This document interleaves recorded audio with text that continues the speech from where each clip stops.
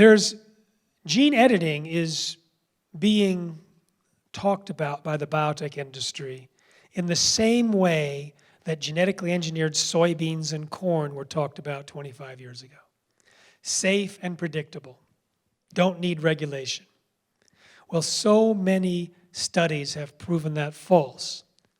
But what didn't stop Australia from saying you can gene edit animals, plants, bacteria, microorganisms of any type and release them into the environment or sell them to people to eat, and you don't have to tell the government.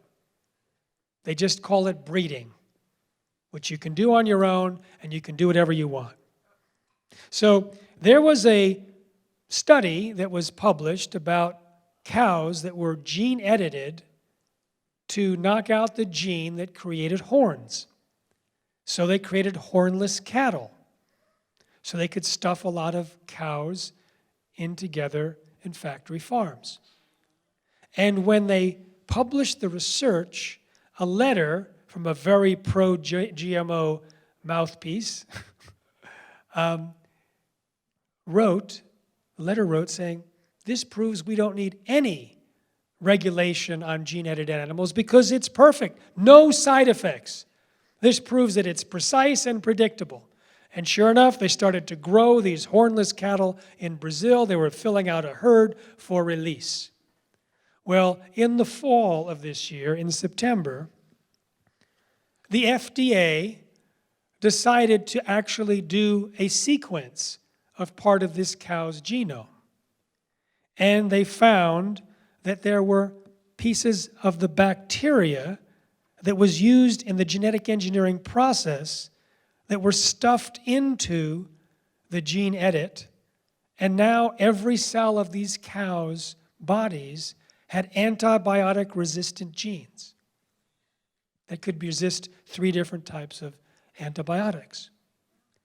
Now, if the gene from these cells were to transfer to pathogenic bacteria, either in the cow's gut or from the cow manure or from the decomposing cow or from eating the cow in our bodies, it could promote diseases that would not be treatable with antibiotics. There's someone speaking at this conference, or in the conference program it says there could be as much as 700,000 deaths per year due to antibiotic resistance. I don't know if it's that high, but it's certainly in the tens of thousands in the United States, and there's also a lot of amputations to cut off the part of the body that has the untreatable infection. When this was made public, they killed all of the genetically engineered cows in Brazil that they were growing out to create herds, and we averted a near catastrophe. This was their poster child. Now, how did it happen? When you do gene editing, you create enzymes, let's call them scissors, and they cut the double-stranded DNA, but not at random. They have another guide that's attached to them, and the guide looks for a certain sequence. When they hit the sequence that they want, it cuts it there. Now, there's some problems. Sometimes that sequence appears over and over and over in the genome, so it'll cut there and there and there. Those are called off-target cuts. Sometimes it'll cut things in similar sequences.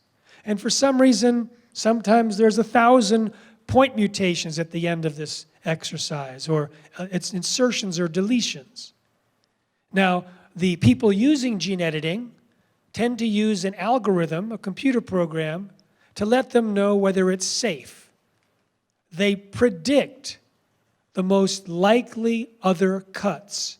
And then in our infinite wisdom, we say, would cutting the genome over there cause any problems based on what we currently know about the way the DNA functions?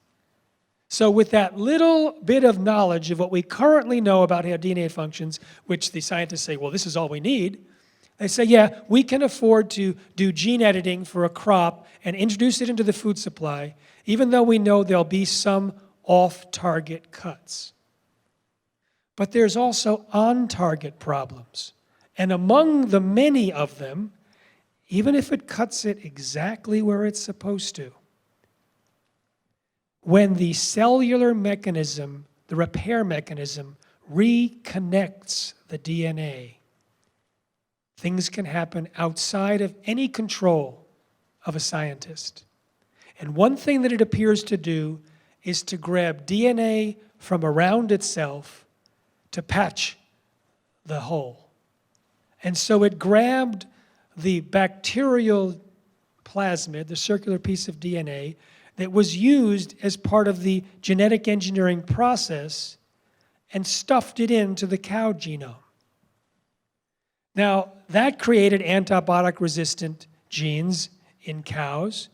In mice, they brought in DNA from cows and goats because the serum in the petri dish was from cows or goats, and they stuffed in cow and goat DNA into the mice, including retroviruses. HIV is a retrovirus, a virus that integrates into the DNA. So here is a way we could end up creating new diseases from different animals.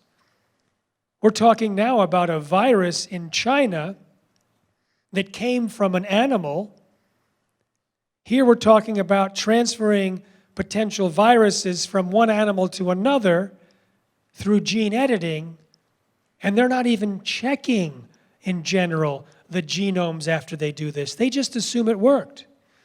In fact, one form of gene editing is to knock out particular genes, and everyone who does it assumes that it works, and they go on with their experiment. Hundreds of thousands of genes have been knocked out by gene editing before experiments are done or products launched. This study came out 2 weeks ago. It found that they tested 136 sequences where they knocked out genes, and in 1/3 of them, the knocked out genes were still producing proteins. And in some cases, the proteins that they produced were truncated because part of the information was deleted, leaving only a portion of the DNA, RNA to create the protein. So we're creating proteins that have never before existed in nature. That could be allergens or toxins or carcinogens, which means that of the hundreds of thousands of knocked out genes throughout the world, maybe 1/3 of them did not function because they don't follow up to see what actually happened. They just go with what was predicted. And there's genetically engineered mushrooms that use this knockout system from CRISPR that are ready to introduce into the US food supply. They may already have been introduced, I don't know. I don't think so. But we don't need to know because they sent a letter to the USDA saying, do you need to regulate us? The USDA said, no. We don't regulate this kind of CRISPR stuff. The FDA doesn't require any testing or notification.